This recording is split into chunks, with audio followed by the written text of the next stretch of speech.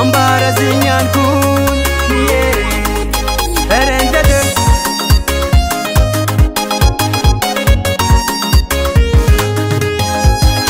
tarnya selza wangambara ifena ngambo tsara ni lasareti azwadinga panu wa bola tantara keuza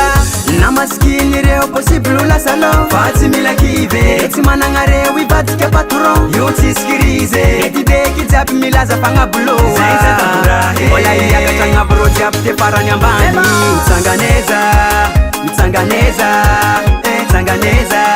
na detara na ratu mandalo tikivi mtsanganeza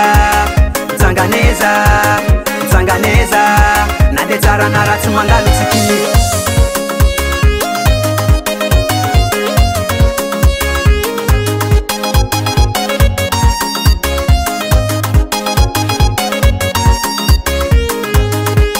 mbola mizaliza fatizana ka patron mba manyere utapapa pambola tisinyato sibaterize mana paezanye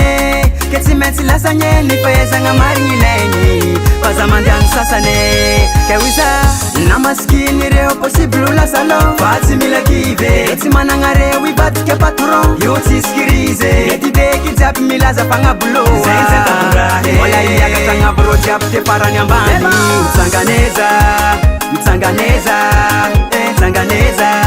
na detara na ratu mandalo tikivi mtsanganeza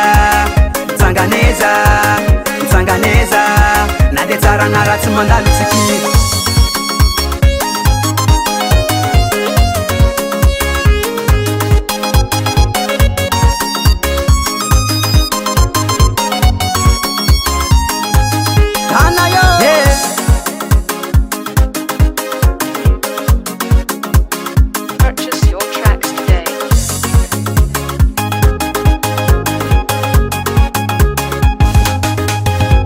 tembela ko wanawo tembela kumaringira tyako tembela ko wanawo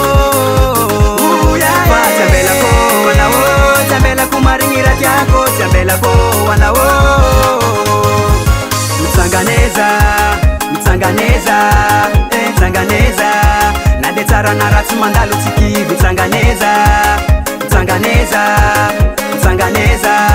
na detara na ratu mandalo tikivi mtsanganeza na detara na ratu mandalo tikivi mtsanganeza na detara na ratu mandalo tikivi